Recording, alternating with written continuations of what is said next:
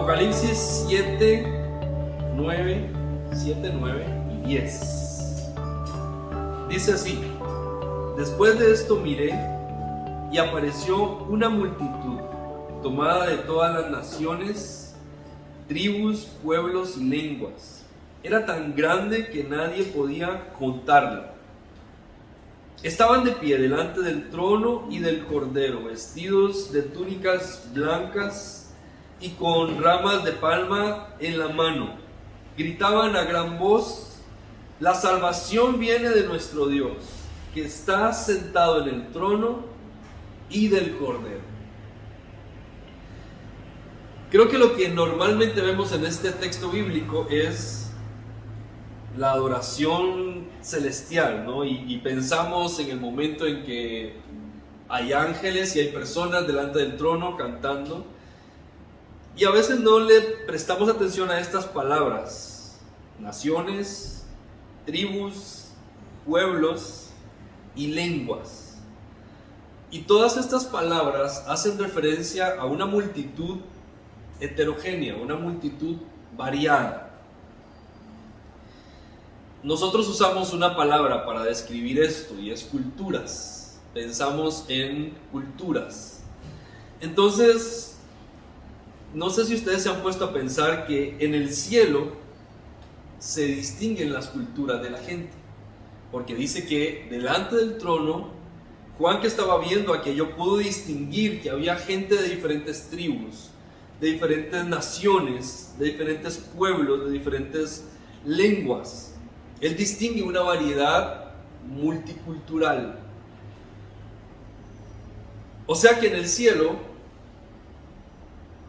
a Dios no le molesta que haya culturas, que haya variedad.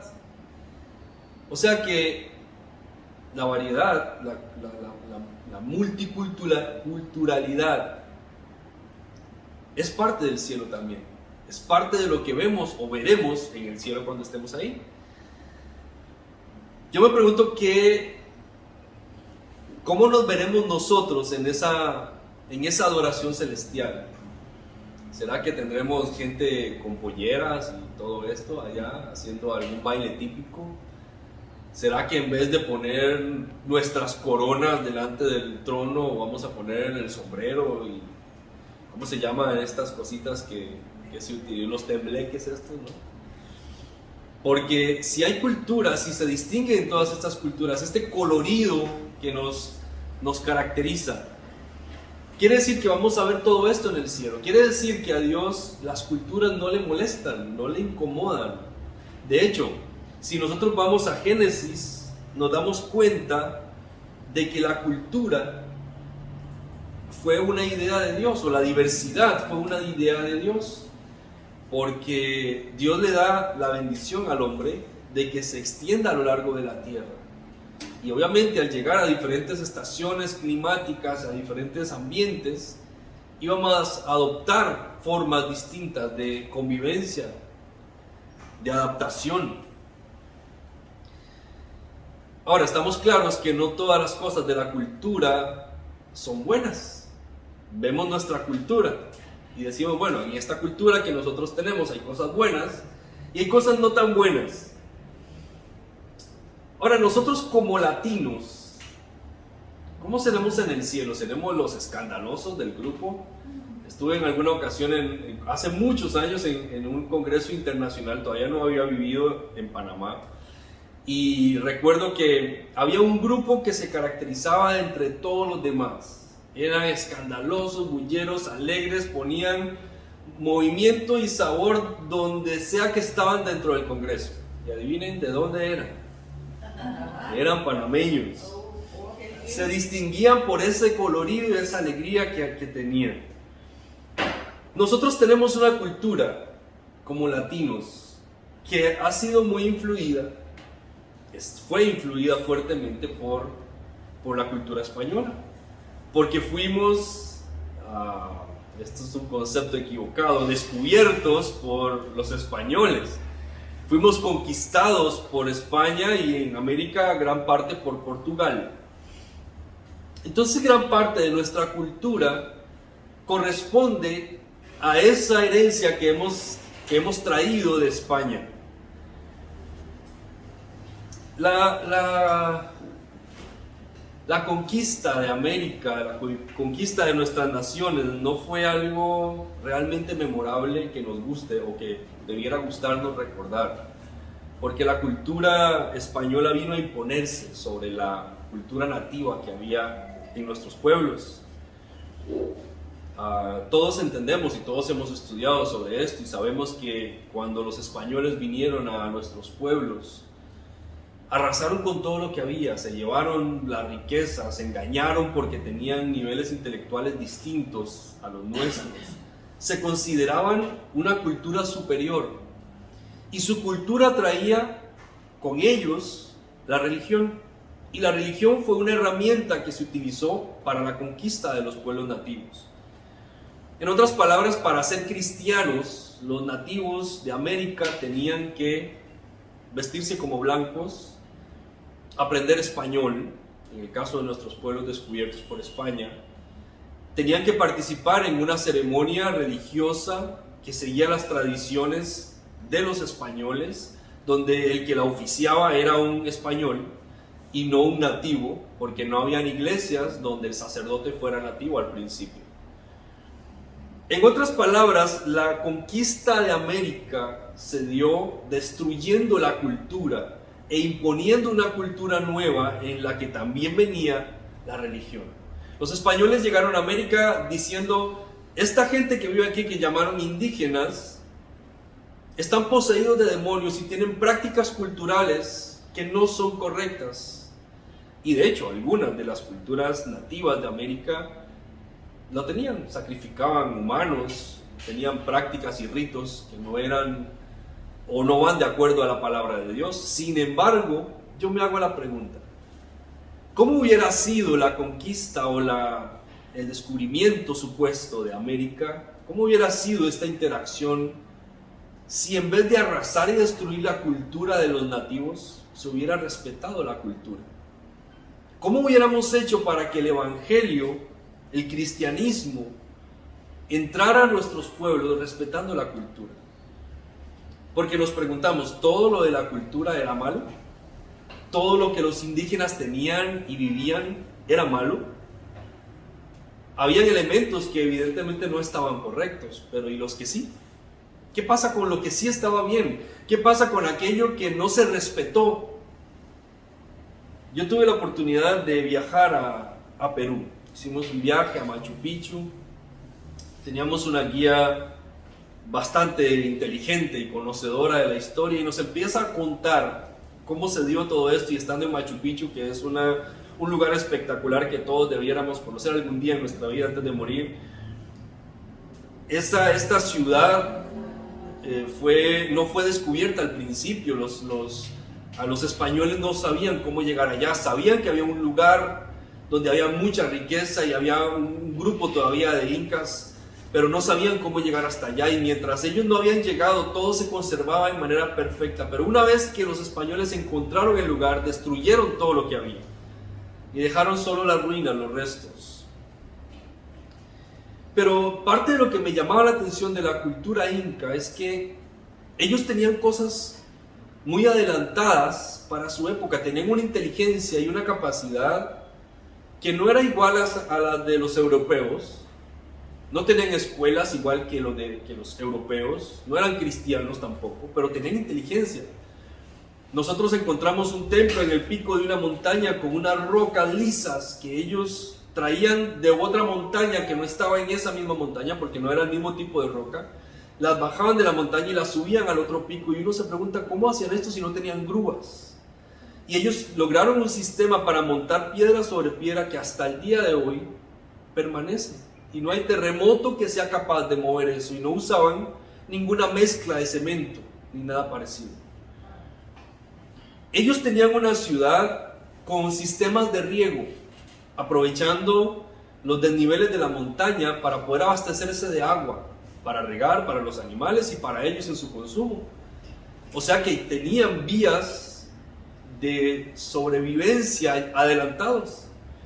tenían caminos, se comunicaban, tenían una red de comunicación impresionante y por eso se lograban esconder de los españoles en gran medida, porque ellos anunciaban entre sí, entre grupo, comunidad y comunidad, lo que estaba pasando y se organizaban. Era una comunidad organizada, pero una de las cosas que más sobresalía de los incas era su capacidad para sembrar. Eran tremendos agricultores, no solamente porque sembraban y cosechaban, sino porque experimentaban con semillas, traían semillas de otros lugares que intercambiaban con otras culturas y las traían a su región y las adaptaban a su clima y producían. Ellos tenían campos de experimento de semilla y de cultura. Nosotros nos encontramos que fuimos a un súper y en el súper habían canastas enormes llenas de papa. Y todas las papas eran distintas, eran variedad de papa, de una gran cantidad, porque ellos lo que hacían era probar y hacer experimentos y desarrollarse a ese nivel. Gran parte de todo este conocimiento se perdió, no existe más, no se volvió a desarrollar nunca más. Hay muchas cosas de la cultura inca o nativa americana, porque solo estoy enfocándome en ellos, pero podemos hablar de los aztecas de pronto. Y todos tenían cosas particulares que cuando el español entra a América destruye toda la cultura, toda la riqueza, todos los adelantos, toda la inteligencia se destruye cuando entran. Y el nombre que se usa para todo esto es el nombre de Dios, porque queremos que estos endemoniados conozcan a Dios. Ellos tienen que despojarse de su cultura y entrar a nuestra cultura, que es superior, para que puedan conocer a Dios y para que puedan encontrar adelantos en su civilización y dejen de ser como animales y se conviertan en personas. Y con esa filosofía nuestros pueblos fueron conquistados. No es un bonito recuerdo, de pronto, no es una bonita parte de la historia, ni tampoco para nosotros como cristianos pensar en cómo se dieron las cosas. Ahora, sí creemos en Jesús y agradecemos el tener a Jesús en nuestra vida, pero la pregunta es, ¿se tenía que destruir la cultura a ese nivel? Al punto que hoy nosotros como latinos todavía estamos descubriendo cuál es nuestra raíz, cuáles son nuestras culturas nativas propias, porque seguimos pensando que necesitamos de los demás y que seguimos siendo una raza inferior a otras. Porque así nos fueron adoctrinando. Somos inferiores, ellos son superiores. Cuando nos traemos esto a nuestra realidad y todo este repaso triste de la historia, yo me pregunto si cuando nosotros cristianos compartimos el amor de Dios con los demás, tenemos el mismo nivel de orgullo, el mismo pensamiento, esa capacidad de los españoles de ver en el nativo americano un hombre endemoniado que necesita liberación. Y tal vez es así como nos acercamos a la comunidad y al mundo. Ahora, ¿habían gente endemoniada en aquella cultura? Por supuesto.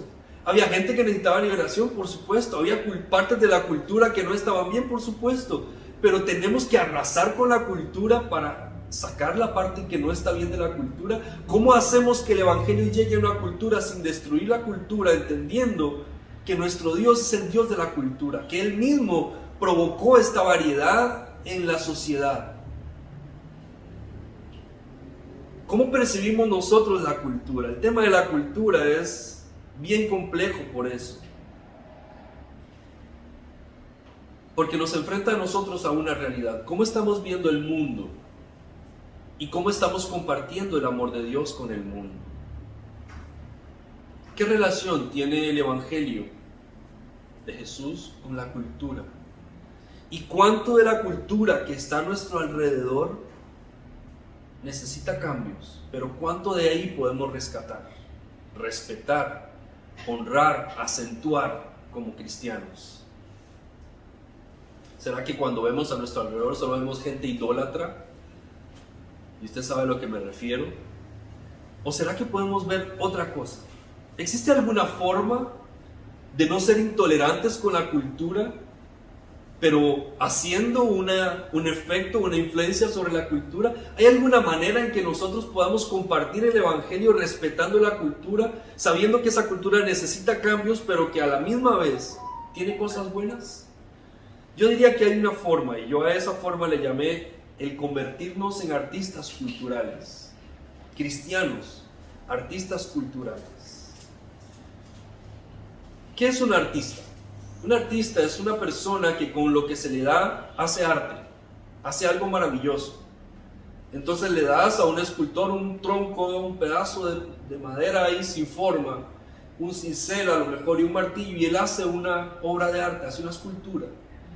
Le das a un músico las mismas notas musicales que se nos dan a todos, y con esas notas musicales hace una sinfonía, hace una composición musical.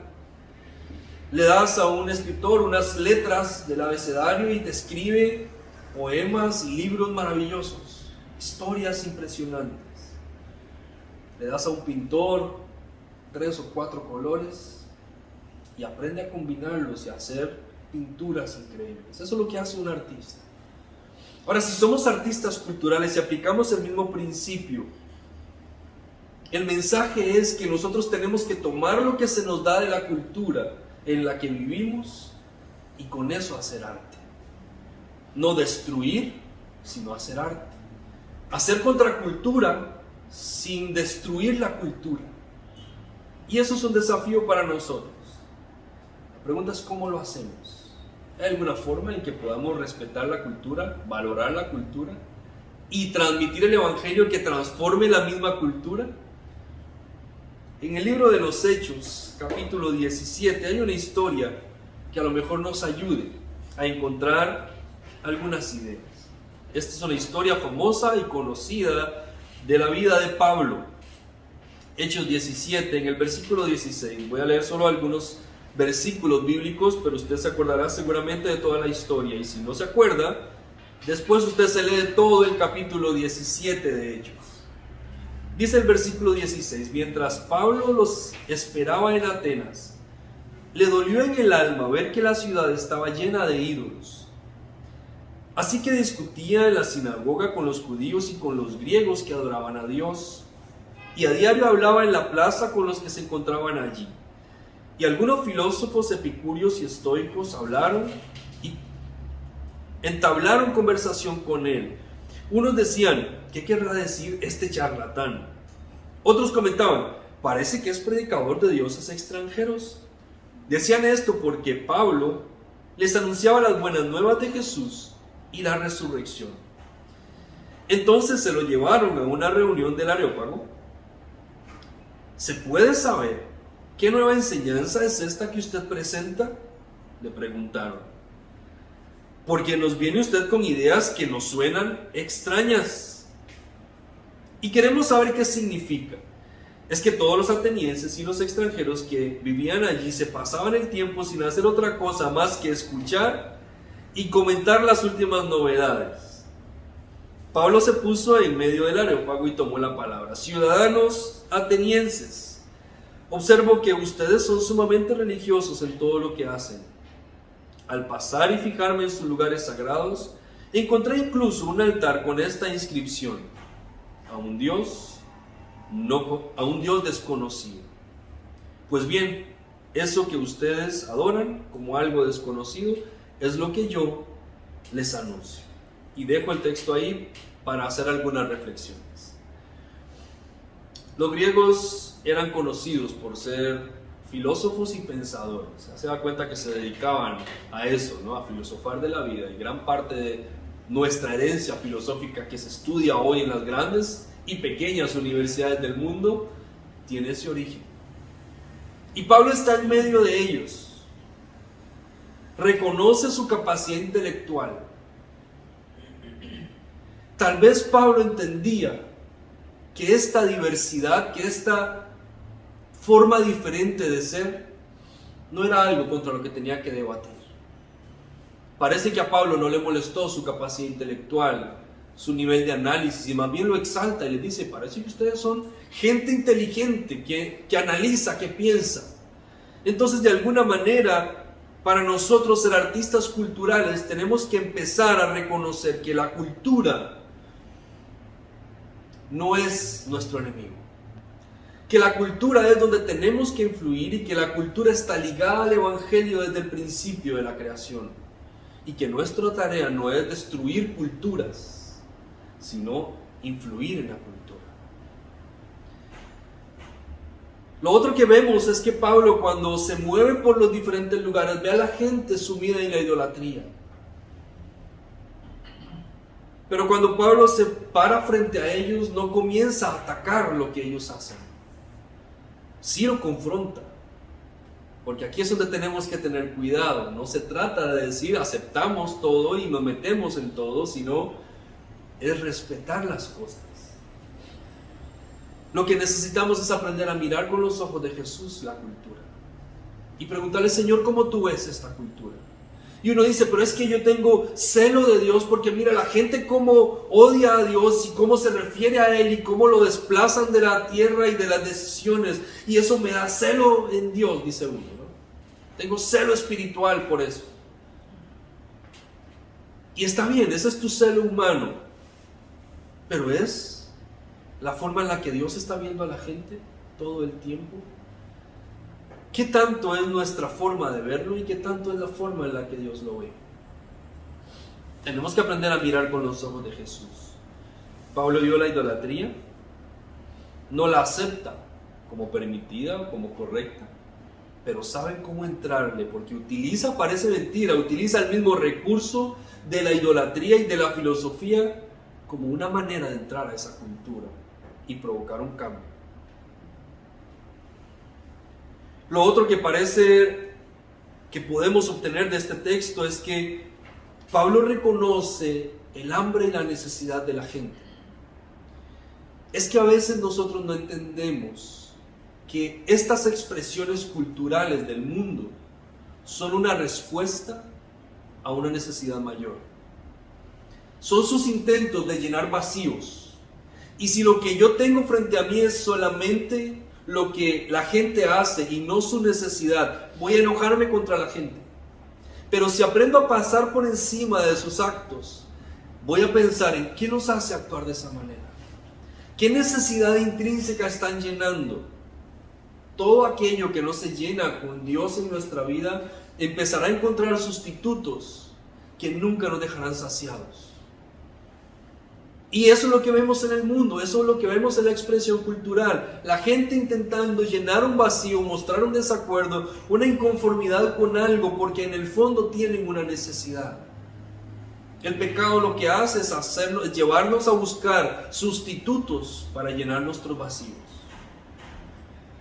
Y si queremos ser artistas culturales, tenemos que mirar la necesidad primero, antes que la conducta. Lo otro que tenemos que hacer es aprender a leer nuestra realidad. Nosotros, como hijos de Dios, si queremos ser artistas culturales, tenemos que aprender a reconocer cómo el mundo está pensando, cómo el mundo está actuando, cuánto sabemos de la nueva generación y de cuánto esta generación está cambiando y de cómo está cambiando y de por qué está cambiando. Es muy fácil criticar lo que hace la gente, pero es muy difícil entender lo que hace la gente. Y no lo entendemos para justificarlo, sino para ser capaces de introducirnos en este mundo y generar un cambio.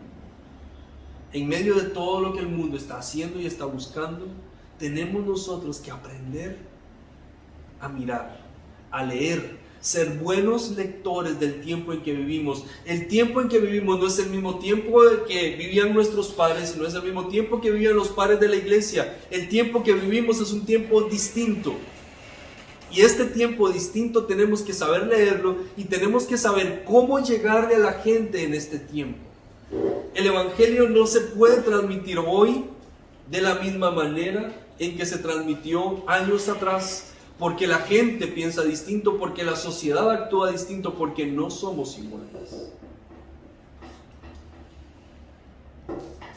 El último elemento que creo que es importante destacar es que debemos aprender a asociar las ilustraciones, las imágenes que reconoce nuestra cultura con el amor de Jesús.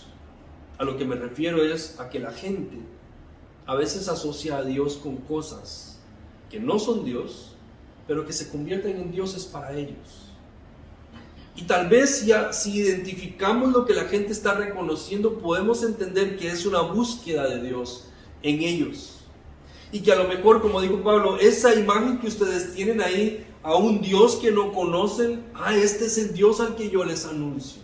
En vez de decir eso que ustedes pusieron ahí, es ignorancia. Arrepiéntanse porque ustedes, ahora les estoy dando a conocer el verdadero Dios.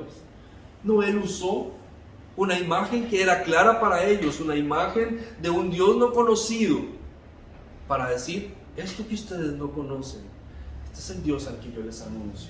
Porque a veces cuando vemos a una persona que se involucra en un elemento religioso, que a lo mejor hace grandes procesiones buscando de Dios una respuesta, lo rechazamos y decimos, eso es malo, eso es pecaminoso, eso es idolatría, pero tal vez esa ilustración, esa imagen que esa persona está entendiendo, está creyendo que es Dios. Y tal vez tenemos que llegar a decirle a través de esa imagen lo que Dios realmente es.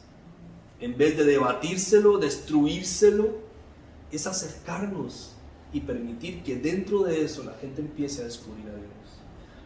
No podemos reducir a Dios a nuestro entendimiento. No podemos reducir a Dios a nuestra percepción. No podemos ser una generación de cristianos reduccionistas. Tenemos que ser una generación de cristianos que amplíen su pensamiento para que puedan ser efectivos en medio de esta cultura en la que vivimos. Esta no es una cultura fácil.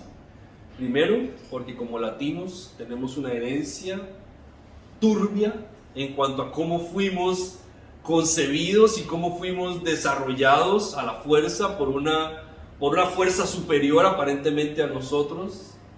Segundo, hemos buscado identidad en nuestras raíces, en nuestros ancestros cercanos.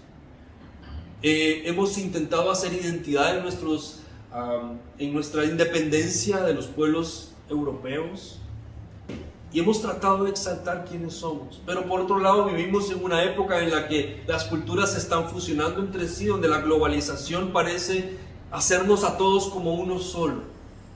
Y en medio de este mundo conflictivo, el mensaje del Evangelio tiene que seguir siendo relevante. ¿Cómo lo hacemos relevante? No hay una respuesta fácil, pero sí podemos ser artistas culturales, aprender a reconocer aquello destacable de la cultura y usarlo como un vehículo para que el Señor transforme la misma cultura y a la misma gente, porque cuando lleguemos al cielo encontraremos tribus, pueblos, lenguas y naciones con sus trajes típicos seguramente, con sus coloridos variados, con sus formas de expresión, y todo eso va a decir que Dios es para todos y que no es ni blanco, ni negro, ni latino, ni europeo, que Dios es un Dios para todos y que todos podemos ser hijos de Dios. Solo tenemos que conocer el mensaje del amor de Dios y nosotros que ya le conocemos, transmitirlo